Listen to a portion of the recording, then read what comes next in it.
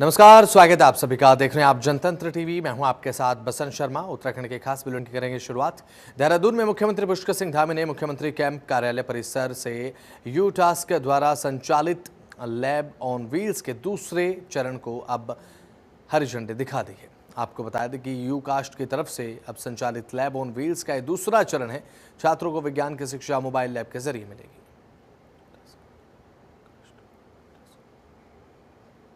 तो you cast की तरफ से ये दूसरा चरण देखने को मिल रहा है, जिसकी शुरुआत मुख्यमंत्री पुष्कर सिंह धामी ने हरी झंडी दिखाकर की है। हरी झंडी दिखाकर रवाना किया। तो यू कास्ट की तरफ से संचालित लैब ऑन व्हील्स के दूसरे चरण को संचालित किया गया। अब ऐसे में आपको बताएं कि वाहनों को हरी झंडी दिखाकर सीएम पुष्कर सिंह धामी ने रवाना किया है।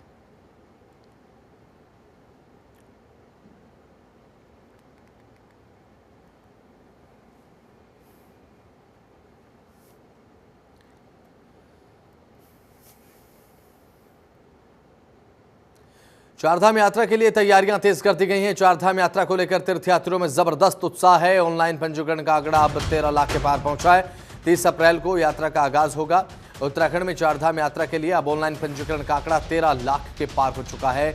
आपको बताएं कि पौराणिक पवित्र चारधाम यात्रा, जिसमें गंगोत्री, यमुनोत्री, केदारनाथ और श्री बद्रीनाथ धाम शामिल हैं और सिखों के पवित्र धाम श्री हेमकुंड साहिब के कपाट अभी खुलने में समय बाकी है। चारधाम यात्रा के लिए 20 मार्च से शुरू हुए इस पंजीकरण की प्रक्रिया में अभी तक 13 लाख से ज्यादा श्रद्धालु अपना पंजीकरण करा चुके हैं। आगामी 30 अप्रैल तक चारधाम यात्रा का आगाज हो जाएगा। 30 अप्रैल को चारधाम यात्रा का आगाज, उसके बाद से अब श्रद्धालुओं का उत्तराखंड में आगमन शुरू होगा और यह सिलसिला एक बार फिर से शुरू हो जाएगा। अब तैयारियां अंतिम चरण में प्रवेश करते हुए नजर आ रही हैं। अब तक कितने रजिस्ट्रेशन हुए? यमुनोत्री धाम के लिए 2,26,000 से ज़्यादा रजिस्ट्रेशन हो चुके हैं। हेमकुंड साहिब के लिए 17,000 रजिस्ट्रेशन। ग्राफिक्स के माध्यम से जानकारी दिखा रहे हैं आपको। 13 लाख से अधिक श्रद्धालुओं ने अभी तक चारधाम यात्रा के लिए अपने आप को पंजीकृत कर लिया है, पंजीकरण हो चुका है। केदारनाथ के लिए 4,26,000 सबसे ज़्यादा रजिस्ट्रेशन केदारनाथ के लिए देखने को मिले हैं। उसके बाद श्री बद्रीनाथ धाम के कपाट जब खुलेंगे उसके लिए 3,85,000 रजिस्ट्रेशन अभी तक हुए। अभी ये आंकड़ा बढ़ेगा। गंगोत्री के लिए अभी तक बात कर ली जाए 2,35,000 रजिस्ट्रेशन हो चुके हैं। ये जो आंकड़ा है आने वाले समय में बढ़ेगा, क्योंकि 20 तारीख के बाद 30 माफ कीजिएगा, इसके बाद चारधाम यात्रा की शुरुआत। और हेमकुंड साहिब के लिए 17,000 रजिस्ट्रेशन अभी तक फिलहाल देखे जा चुके हैं।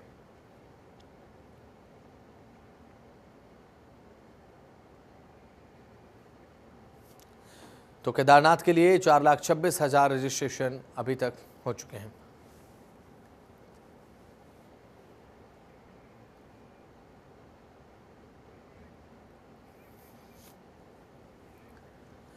केदारनाथ हेली सेवा के लिए अब टिकट बुकिंग शुरू हो चुकी है। पहले चरण में 31 मई तक के लिए अब बुकिंग होगी। 2 मई को केदारनाथ धाम के कपाट खुलेंगे। उत्तराखंड चारधाम यात्रा को लेकर अब 30 अप्रैल को गंगोत्री, यमुनोत्री धाम के कपाट खुलने के साथ ही चारधाम यात्रा की शुरुआत भी। अब हेली सेवा की भी बुकिंग शुरू हो चुकी है। पहले चरण में 31 मई तक के लिए बुकिंग होगी और अब हेली सेवा की ऑनलाइन माध्यम के चलते बुकिंग शुरू हो चुकी है। 2 मई को बात अगर की जाए तो बाबा केदारनाथ धाम के कपाट खुलेंगे श्रद्धालुओं के लिए। ऐसे में बाबा केदारनाथ धाम के कपाट खुलने के साथ ही केदारनाथ धाम के लिए हेली सेवाओं का संचालन भी शुरू हो जाएगा। इसे देखते हुए बाबा केदारनाथ धाम के लिए हेली सेवाओं की ऑनलाइन बुकिंग प्रक्रिया आज से शुरू हो गई है। पहले चरण के तहत 2 मई से 31 मई तक के लिए हेली सेवा बुक की जा रही है।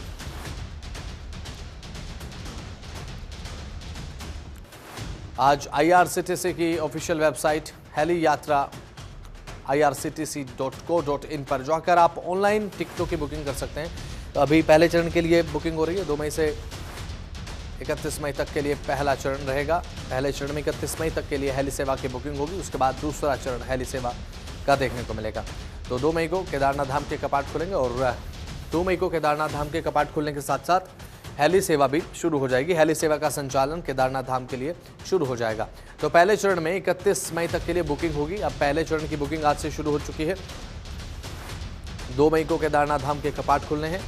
2 मई को ही जो हेली सेवा है, हेलीकॉप्टर के माध्यम से जब श्रद्धालु केदारनाथ धाम पहुंचते हैं, अब ऐसे में क्योंकि चढ़ाई है तो हेलीकॉप्टर के माध्यम से श्रद्धालु अपना सफ़र तय करते हैं, बाबा केदार के धाम तक पहुंचते हैं।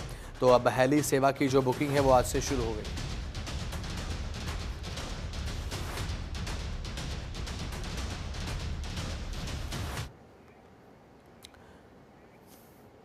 उत्तराखंड में 30 अप्रैल से शुरू हो रही चारधाम यात्रा को लेकर तीर्थयात्रियों में जबरदस्त उत्साह देखने को मिल रहा है। भारी संख्या में यात्रियों के आने की संभावना को देखते हुए प्रदेश सरकार भीड़ प्रबंधन और सुविधा को लेकर अब हर स्तर पर तैयारियों में जुटी हुई है। ऐसे भी चारधाम यात्रा पर गढ़वाल मंडल आयुक्त विनीत शंकर पांडे ने कहा कि पिछले साल चारधाम यात्रा समाप्त होने के तुरंत बाद मुख्यमंत्री पुष्कर सिंह धामी ने तैयारियां शुरू करने के निर्देश दे दिए थे। मुख्यमंत्री की तरफ से 2 से 3 बैठकें पहले की जा चुकी हैं। हमारी तैयारियां लगभग पूरी हैं, अंतिम चरण में है। ट्रैफिक व्यवस्था, शुद्ध पेयजल, पार्किंग की व्यवस्था पर विशेष ध्यान दिया जा रहा है। इस बार चारधाम यात्रा के तमाम जो मार्ग हैं उन्हें 10-10 किलोमीटर के सेक्टरों में बांटा गया है। मुख्यमंत्री के स्पष्ट निर्देश ये हैं कि तीर्थयात्रियों को कोई असुविधा न हो, कोई दिक्कत परेशानी न हो। पंजीकरण जारी है। अभी तक लगभग 13.5 लाख लोगों ने ऑनलाइन पंजीकरण कराया है, ये बात भी कही गई। चारधाम यात्रा को लेकर तैयारी हम लोगों की, जब पिछले वर्ष की चारधाम यात्रा समाप्त हुई थी उसके तुरंत बाद माननीय मुख्यमंत्री जी द्वारा इसकी तैयारियों का प्रारंभ करने के निर्देश दिए थे और माननीय मुख्यमंत्री जी के स्तर पर भी 2 से 3 बैठकें हो चुकी हैं और वो प्रतिदिन इसका फीडबैक लेते हैं कि तैयारियां किस स्टेज पर हैं, क्या क्या कमियां रह गई हैं, उसको तुरंत ठीक किया जाए। और अभी मैंने फरवरी के मंथ में और अभी 5 तारीख को यात्रा ऑफिस में एक बैठक ली थी ऋषिकेश में, जिसमें सभी हमारे गढ़वाल मंडल के जिलाधिकारी, पुलिस अधीक्षक और सभी विभागों के जो एचओडीज थे वहां उपस्थित थे। हम लोगों की तैयारियां लगभग पूरी हो गई हैं और खासकर फोकस 3-4 चीजों पर विशेष रखा गया है। तो ट्रैफिक व्यवस्था को लेकर, दूसरा हम लोगों ने लोगों के हेल्थ को लेकर, स्वास्थ्य को लेकर, शुद्ध पेयजल और साथ ही साथ एक जो अन्य महत्वपूर्ण है विषय है कि हमारी जो पार्किंग की व्यवस्था है, जो हमारी होल्डिंग एरिया है, ये इन सब चीजों पर बहुत डिटेल में हम लोगों ने समीक्षा कर ली है। पौड़ी से लोकसभा सांसद अनिल बलूनी ने Rishikesh Karnaprayag rail line project का निरीक्षण किया। इस दौरान अनिल बलूनी ने अब रेलवे प्रोजेक्ट के तहत बन रही कई टनल्स का भ्रमण कर महत्वपूर्ण जानकारी भी ली है। साथ ही वहां पर काम कर रहे तमाम अधिकारियों और कर्मचारियों से भी अनिल बलूनी ने बातचीत की है। अब सांसद अनिल बलूनी ने कहा, रेलवे प्रोजेक्ट में काम कर रहे तमाम कर्मचारियों से उनकी परेशानियों के संबंध में वार्ता की गई। उन्होंने बताया कि इस परियोजना के चीफ प्रोजेक्ट मैनेजर और इंजीनियर से प्रोजेक्ट के बारे में विस्तार से चर्चा की गई है, जिसमें अधिकारियों की तरफ से रेलवे प्रोजेक्ट से संबंधित कई महत्वपूर्ण जानकारियां दी गई हैं। प्रोजेक्ट का काम अंतिम चरण में है, जो 2027 तक पूरा हो जाएगा। ऋषिकेश कर्णप्रयाग रेल मार्ग के जो पूरा प्रोजेक्ट है, इसकी तमाम अधिकारियों के साथ बैठ के समीक्षा की और कई टनलों में जाकर निरीक्षण भी किया।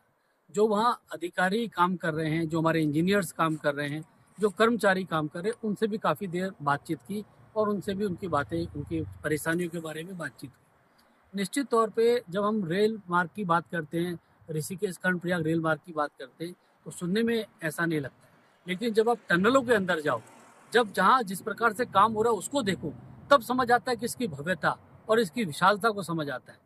और निश्चित तौर पे इस पूरे प्रोजेक्ट को जब आप देखते हैं तब लगता है कि वाकई मोदी जी का प्रधानमंत्रित्व काल ही है, जिसमें इतना बड़ा प्रोजेक्ट हमारे उत्तराखंड की जनता को मिला है। और एक ऐसा प्रोजेक्ट जब ये पूरा हो जाएगा तो पूरे गढ़वाल लोकसभा ही नहीं, पूरे उत्तराखंड की आर्थिकी पे प्रभाव पड़ेगा। इसलिए ये प्रोजेक्ट वाकई बहुत महत्वपूर्ण प्रोजेक्ट है। आज तमाम अधिकारियों के साथ बैठ के ये चर्चा हुई है कि हर 3 महीने के बाद हम लोग समीक्षा करेंगे कितना जल्दी काम करना है, कितना तेजी के साथ काम को और आगे बढ़ाना है। जल्दी से जल्दी उत्तराखंड की जनता को ये लोकार्पित हो सके, उनको मिल सके, इसके लिए हम आगे प्रयास तेज करेंगे। धर्मनगरी हरिद्वार समेत के सभी दुकानें शिफ्ट किए जाने की तैयारियां चल रही हैं। इसके लिए हरिद्वार नगर निगम के मुख्य नगर आयुक्त नंदन कुमार ने प्लान भी तैयार कर लिया है। मुख्य नगर आयुक्त नंदन कुमार की माने तो हरिद्वार नगर निगम क्षेत्र में मौजूद मीट की सभी दुकानों को यहां पर सराय पर बनी नगर निगम की नवनिर्मित दुकानों में शिफ्ट किया जाएगा। मुख्य नगर निगम आयुक्त नंदन कुमार ने ये फैसला लिया है और नंदन कुमार के अनुसार ये फैसला धर्मनगरी हरिद्वार की मर्यादा और ज्वालापुर क्षेत्र में आ रही समस्याओं को देखते हुए लिया गया है। मुख्य नगर आयुक्त नंदन कुमार ने बताया कि मीट और मांस की कुल 57 दुकानें हरिद्वार नगर निगम क्षेत्र में रजिस्टर्ड हैं, जिनका हरिद्वार नगर निगम क्षेत्र से उन्हें हटाकर सराय में बनी नगर निगम की दुकानों में शिफ्ट किए जाने का प्लान तैयार किया जा चुका है।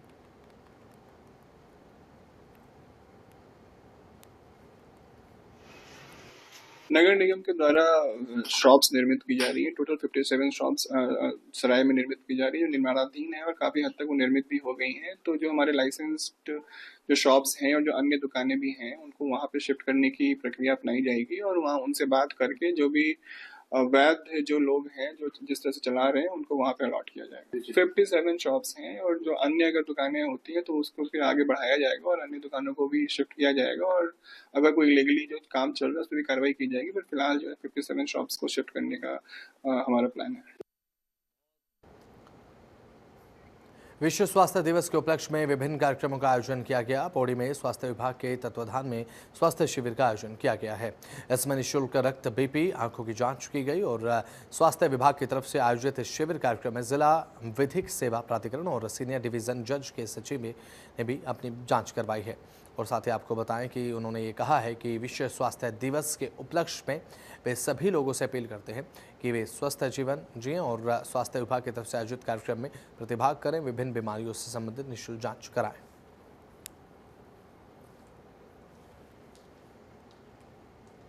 विश्व स्वास्थ्य दिवस के इस महत्वपूर्ण अवसर पर आज हमारे जनपद पौड़ी गढ़वाल के स्वास्थ्य विभाग की ओर से एक ये स्वास्थ्य आसपास के जनमानस के लिए उनके चेकअप कैंप यहाँ पर ऑर्गेनाइज किया गया है, जिसमें कई प्रकार के यहाँ पर विशेषज्ञ यहाँ पर उपलब्ध हुए हैं, जो कि यहाँ पर आँख के, कान के और ब्लड से संबंधित जितने भी टेस्ट हैं वो सब यहाँ पर कराए जा रहे हैं। और ये बड़े सौभाग्य की बात है कि यहाँ पर हमें भी आने का मौका मिला है और जिला विधिक सेवा प्राधिकरण की तरफ से भी ये यहाँ पर सभी से आग्रह किया गया है कि जितने भी लोग इस आज राष्ट्रीय विश्व स्वास्थ्य दिवस के अवसर पर सभी अपने अपने स्वास्थ्य के प्रति संवेदनशील बन सके और अपने स्वास्थ्य का जो महत्व है उसको जान सके। और स्वास्थ्य विभाग के जनपद पौड़ी के स्वास्थ्य विभाग की तरफ से और राजस्व विभाग की तरफ से ये जो सहयोग दिया गया है, ये सब आम जनमानस के भलाई के लिए, उनके स्वास्थ्य को और बेहतर करने के लिए यहाँ पर ये कार्य किया जा रहा है। आज विश्व स्वास्थ्य दिवस के अवसर पर हम लोगों ने तहसील में एक स्वास्थ्य शिविर लगाया है, जिसमें लगभग सभी विभाग है। हम जनरल चेकअप भी कर रहे हैं, जहाँ पे दवाई वितरित कर रहे हैं, ओरल हेल्थ हो रहा है, दांतों का भी प्रशिक्षण यहाँ पे लोग इलाज करा रहे हैं। उसके अलावा भी हमने जो मेंटल हेल्थ के लिए एक यहाँ पे गोष्ठी रखी है छोटी सी, जो कि अभी यहाँ पे होगी। और बाकी हमारे ब्लड टेस्ट हो रहे हैं। कुछ जो ब्लड टेस्ट की रिपोर्ट यहीं मिल जाएगी, बाकी जो ब्लड टेस्ट होंगे उसकी रिपोर्ट उन लोगों को ऑनलाइन भेज दी जाएगी। रुद्रप्रयाग जनपद के प्रसिद्ध धार्मिक स्थल इकरोची पर्वत पर स्थित भगवान कार्तिक स्वामी मंदिर में इस वर्ष भी एक विशेष धार्मिक आयोजन होने जा रहा है। 12 मई को मंदिर परिसर में 108 बालमपुरी शंख पूजा और हवन का भव्य आयोजन किया जाएगा। इस भक्ति और आस्था से परिपूर्ण कार्यक्रम का आयोजन पर्यटन विकास परिषद उत्तराखंड, जिला प्रशासन और मंदिर समिति के संयुक्त तत्वाधान में किया जा रहा है। कार्यक्रम की विशेष बात यह है कि इसमें तमिलनाडु के प्रमुख मंदिरों, आपको बताएं कि माइलम, एथेन और साथ ही आदि से शिवाचार्य शामिल होंगे। आपको बताएं कि सभी शिवाचार्य विशेष पूजा अर्चना, शंख पूजन और हवन अनुष्ठान संपन्न कराएंगे। आपको बताएं कि कार्तिक स्वामी मंदिर उत्तर भारत का एकमात्र मंदिर है जहां पर भगवान कार्तिकेय बालक रूप में विराजमान है।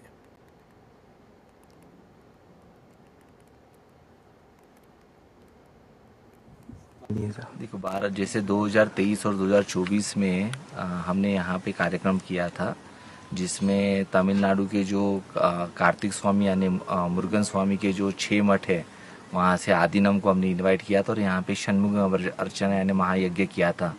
उसी तर्ज पे इस साल भी 12 मई को ये कार्यक्रम आयोजित करने जा रहे हैं और इस साल वो कार्यक्रम का स्वरूप थोड़ा और भव्य होगा। तो उसी संदर्भ में आज हमने निरीक्षण किया है और साथ में इस गांव के प्रधान जी भी है, हमारे डीटीडी ऑफिसर भी है, तो जो आवश्यक दिशा निर्देश है उनको दिए हैं हमने। हरिद्वार के कर्मठ समाजों कार्यकर्ता और वरिष्ठ बीजेपी कार्यकर्ता सुनील पाल पर 3 अज्ञात बदमाशों ने लाठी और सरिये से अचानक हमला कर दिया। इसके चलते वे घायल होकर सड़क पर ही गिर पड़े। ये पूरा घटनाक्रम सीसीटीवी में कैद हो गया है। घायल अवस्था में बीजेपी कार्यकर्ता सुनील पाल को नजदीकी अस्पताल में इलाज के लिए एडमिट कराया गया, लेकिन अभी तक हमला करने वालों की पहचान नहीं हो पाई है।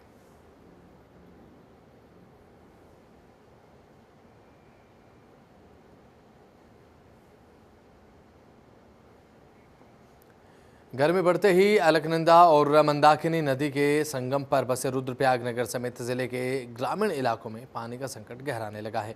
आलम अब यह है कि प्राकृतिक जल स्रोतों में पानी की कमी के चलते जल संस्थान विभाग को पेयजल आपूर्ति को लेकर टैंकरों का सहारा लेना पड़ रहा है। सबसे ज़्यादा समस्या ग्रामीण इलाकों में हो रही है, जहाँ पर पैदल चलकर ग्रामीणों को पीठ पर पानी ढोना पड़ रहा है। तो वहीं दूसरी ओर बात करें तो जंगल में लग रही आग भी पेयजल स्रोतों को सुखाने का कारण मानी जा रही है। तो वहीं अब अधिशासी अभियंता जल संस्थान ने ये कहा है कि पानी के कलर को अब साफ करने को लेकर प्रशासन का फोकस है। पानी के कलर के कारण ग्रामीण वासियों को काफ़ी परेशानियों का सामना करना पड़ रहा है। बारिश नहीं होने और गर्मी बढ़ने की वजह से जल संकट और गहरा जा रहा है। हमारी जो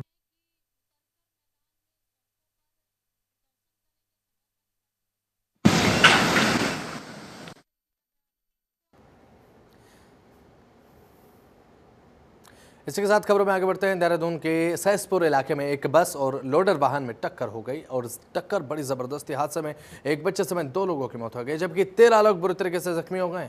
घायलों को अस्पताल में दाखिल किया गया है। और आपको बताएं कि ये बस विकासनगर से देहरादून की ओर जा रही थी। जानकारी के मुताबिक ये बस जब सिन्नीवाला के निकट पहुंची तो सामने से आ रहे एक लोडर वाहन से टकरा गई। इस हादसे में बात अगर की जाए, इस हादसे के संबंध में देहरादून के वरिष्ठ पुलिस अधीक्षक ने बताया कि हादसे की जांच की जा रही है। हादसे में 15 लोग घायल हुए हैं। उपचार के दौरान एक छात्र समेत 2 लोगों की मौत हो गई।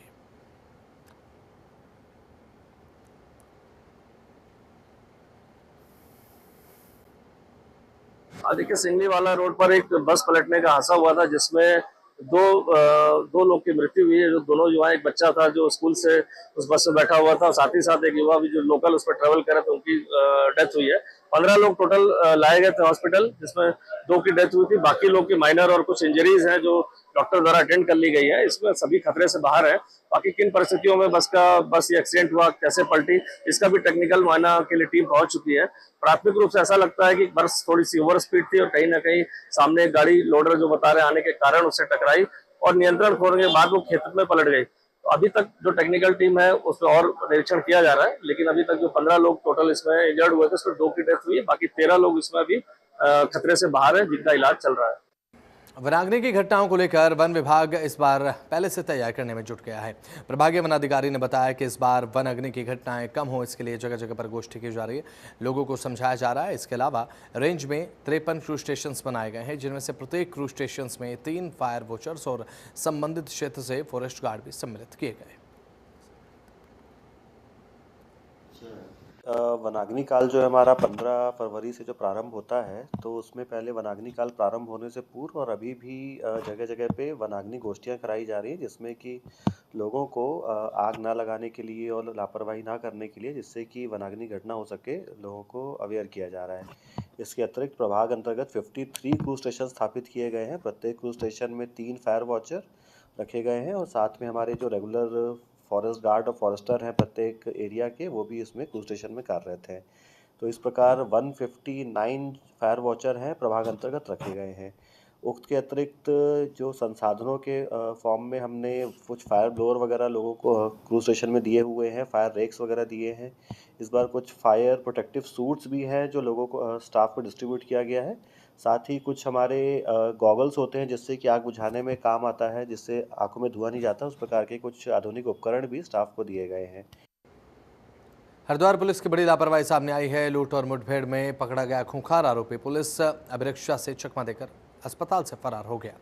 जानकारी के मुताबिक सरकारी अस्पताल में भर्ती आरोपी बाथरूम की खिड़की से कूदकर फरार हुआ है। आपको बता दें कि आरोपी अंशुल पर दवा कारोबारी से लूट की वारदात को शामिल होने का आरोप था। लूट की वारदात में वो शामिल था और साथ ही साथ भगवानपुर में पुलिस मुठभेड़ के दौरान उसके पैर में गोली लगने के बाद गिरफ्तार किया गया था। अस्पताल से भागने की खबर मिलते ही हरिद्वार पुलिस में हड़कंप मच गया। एसएसपी ने सख्त नाराजगी जताई, तत्काल सर्च ऑपरेशन के आदेश दिए।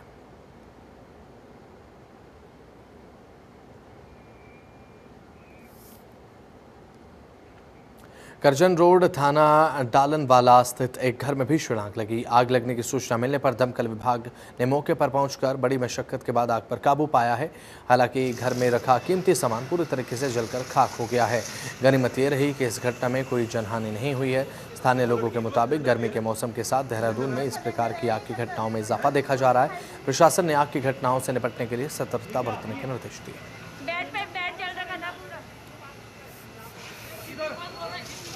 तो चलिए फिलहाल उत्तराखंड के इस खास बुलेटिन में इतना ही। आप देखते रहें जनतंत्र। नमस्कार।